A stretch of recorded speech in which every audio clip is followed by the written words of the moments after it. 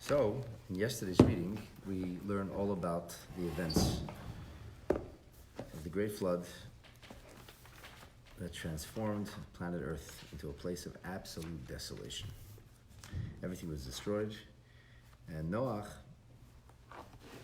seeks some information by sending birds, and the birds or messengers come back, and eventually Noach gets the postcard. It's the olive branch that tells him that it's time to disembark. So you'd think Noah would just disembark, right? He found out that it's safe to leave the ark. Chapter 8, verse 15. The fourth reading begins with a divine command. Vayidaber Elikim el Noach. The Lord speaks to Noach, Lamer, and this is what he says. Now, Lamer usually means you should tell somebody else. One of the most common verses in the Torah is Vayidaber Hashem el Moshe Lamer. God said to Moshe Rabbeinu, you should tell the Jewish people what I just said. Who is Noach going to tell? He's got no congregation to preach to. In fact, there's nobody left. Everybody's dead. So the Psikta Zutrasa says, Lamer, he should tell this to his children, to his wife, and to his daughters-in-law. The Chizkuni says, let's not get excited about this. This is just the way scriptural parlance plays itself out. It just means God spoke, saying as such. So what was the big saying? This is like a big command, a divine command. Say minatei, go out of the ark, disembark. Ata, ve'ishtecha uvanecha, you and your wife and your children, u'neshevanecha and their wives, itoch, together with you. So the question is, why is there a divine decree? Why is there a command that says, Tzei min hateva, go out of the ark? So Rabbeinu Bechaya says that Noach was told to go into the ark. He only knew how to follow instructions. He took no initiative whatsoever. So when he was told to go into the ark, he did so by divine design. It was decreed upon him, go, so he went. And now Noach feels still under the sway of that command. Since God told him to go into the ark, he feels he cannot leave the ark save by divine design. He's got to get a decree, he's got to get a command, because this is his mitzvah. Now, there is, of course, significant reason to accept the words of Rabbeinu Bechaya, besides the fact that it's Rabbeinu Bechaya. If there is logic to it, that Noach was a person who was very dutiful, and he followed instructions. What's not understood is in Pshuta Shel Mikra, on a literal, straightforward level, why would he need a command for this? We understand why he needed a command to go onto the ark. It wasn't raining yet. It was a sunny day. It was 7 days before. And there was no hint that was going to be any kind of massive glacial change. And yet, here, it's almost like, self-understood, sure, Noach got a command, Tzei min hateva.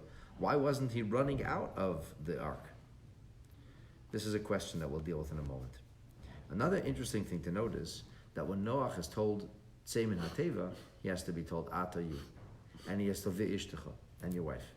Uvanecha. So what? If God would tell Noach to go, then Noach would think only he should go, but everybody else should stay in the teva? His wife should stay in the teva? Or if Noach and his wife, he say, hey kids, you have to remain in this ark. Have a nice life. We're out of here. But really, what would happen if it would just say, Tzei min hateva, go out of the ark? And it wouldn't say, Ata, ve'ishtecha, uvanecha, u'neshevanecha, itach. 6 superfluous words, making a 9-word verse where it simply could have been a 3-word verse, Tzei min hateva. Or it could have said, Atem tzei min hateva, all of ye go out of the ark. But it doesn't say that. It says Tzei min hateva. So Rashi actually is concerned with this. He says, what is this business of Ata ve'ishtecha?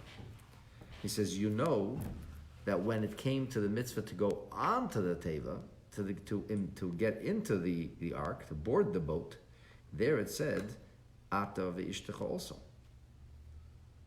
But earlier Rashi told us that the reason that it said it a little bit differently. If you take a look back in verse 6, in chapter 6, verse 18, you'll notice that when Noach got the command to go onto the teva, it says, Uvasa ala teva ata, you, uvanecha, and your children, ve'ishtecha, and your wife, unishevanecha, and your wives, your sons' wives, itach, with you. And here we have a change in parlance. Verse in 18 of chapter 6, there's you, your boys, your wife, your daughters-in-law. Here it says, you and your wife, your sons and their wives. Something changed here. So Rashi says this is most revealing. And this is to indicate, ish ve'ishte kan. Here, man and wife are mentioned.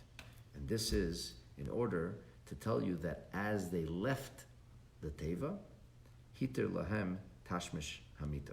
Now intimacy was once again permitted. If you may remember, we said when they got on the ark, there was no intimacy.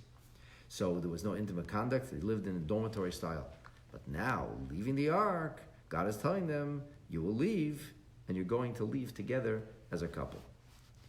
The Torah goes further on to say, not only you and your family, meaning you, your wife, your children, and their wives should leave, but furthermore, kol achaya, all the animals, asher yitach, all the living things, mikol basa, from all flesh, ba'oif uba behema, be they winged creatures or animals, uvachol haremes haremes al haaretz, and all of the things that creep on the ground. Hayitzei itach, take out with you. Take them out. V'shartz uvaretz, and let them swarm on the earth. Ufru urevu al haaretz, and let them be fruitful and multiply. So Rashi says, Hayitzei, it's spelled with a vav, hoitzei. Hoitzei ksiv. But Hayitzei kri, it's read, take them out, force them out. Hayitzei means that you must do something to make them leave. Make them leave. Emor lehem sheyetzu, tell them, it's time to leave the ark. Hayitzei means, im einam reitzim latzes, if they don't want to leave, Hayitzei ata, you make them leave. They don't want to leave, make them leave. They would understand if we tell them? Well, I guess people can speak to their pets all the time. Oh. They tell the horse when to go. They tell the mule when to stop. People get the ox to plow the field. People talk to their pets all the time. You can communicate with animals. Not sophisticated communication, but you could shoo them out. Tell them, time to go. So there's lots of things that we need to look into a little more deeply over here. The animals came of their own understanding. The animals came primarily of their own volition, yet here, they needed to be driven out. Very good point. And interestingly, some of the animals it says Noach was supposed to bring on, and if you remember, we talked about this. We said when the animals Noach was going to bring an offering from, which is part of Avodat Hashem, he needed to do something. He needed to bring them. But the animals who were there merely for the purpose of survival of the species, they came by themselves. Okay, so let's take a look. We're going to learn quickly two very interesting things, insights from the Rebbe. Page Kuf Lamed Beis in the Burim book. The Rebbe says, ask the obvious question, Yesh lo Tmaya. This makes us really wonder. Madua chika Noach letzivui. Why did Noach wait for a command? Wait for a command. He had a clear and explicit command, a decree, that he must leave the ark. Why wouldn't he go out by himself? He wasn't told to send the bird. Why did he send the raven and then the dove? Because he wanted to know, can we get out of here? And now he finds out, yes, you can get out of here. So what does he do? He sits on his hands and he waits for a divine decree.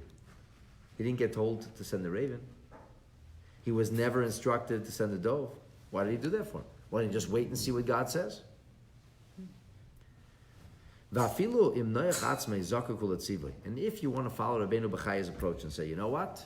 Noach was a man of obedience. He followed God's will. Didn't take much initiative, and that was a problem. But if God told him to do something, then he would do exactly what he was told. He was told to get onto the ark, board the boat. That's it. God told him. I'll leave when God tells me not to. Okay, fine. Even if you say that Noach feels he needed a command, what did the animals need a command for? And not only the animals needed a command to be permitted, the animals had to be driven off the ark. Noach's job is to drive them off the ark. Like, why would that have to happen?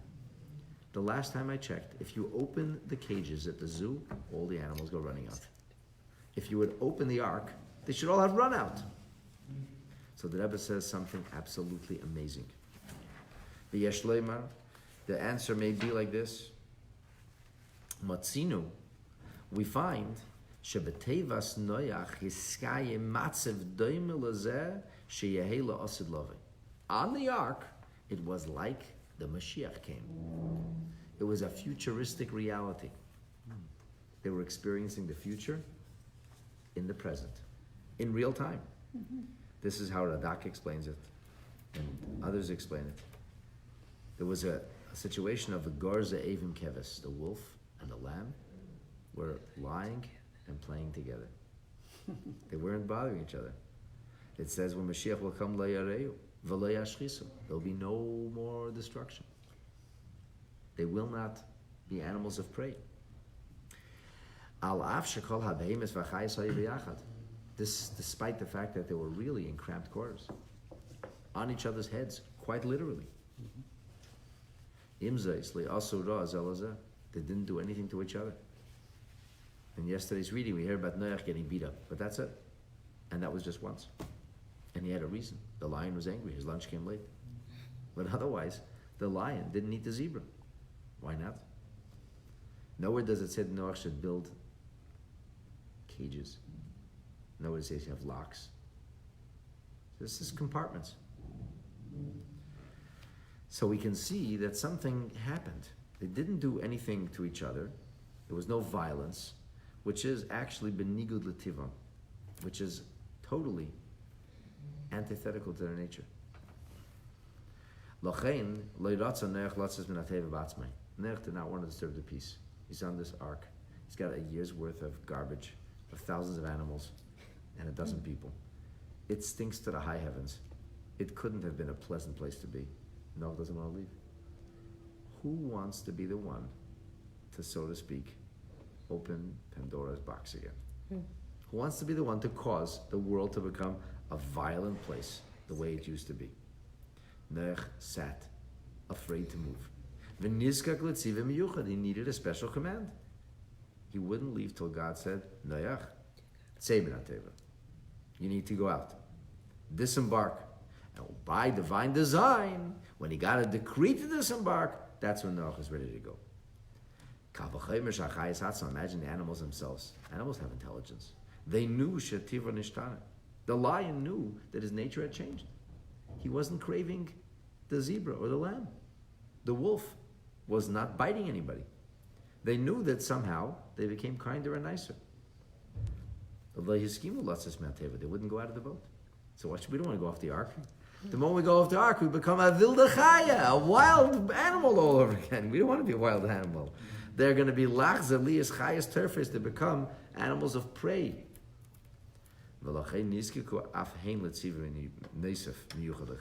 That's why they too needed a special mitzvah, a special command. The people needed a command, and the animals needed a command. Now there's emphasis immediately on the first thing that Noach is being told to go off the ark is Ata ve'ishtecha, in sharp contrast to the way they came onto the ark, where they boarded the ark by saying Ata uvanecha, you and your sons. It's the guy's dormitory and the girl's dormitory. Here it's Ata ve'ishtecha, you and your wife. Vanecha, your sons and their wives. So Rashi says, yes, that's because intimacy became permitted again.